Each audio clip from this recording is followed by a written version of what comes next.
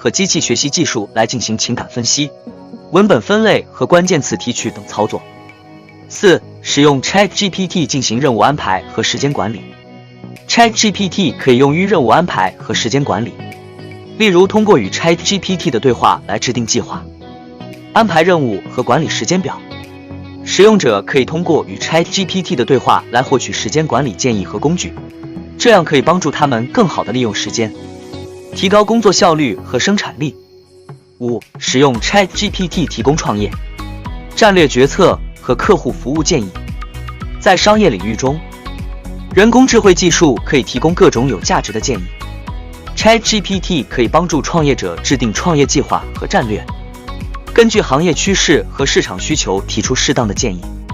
对于公司高层而言，ChatGPT 可以透过分析市场数据和公司内部资料，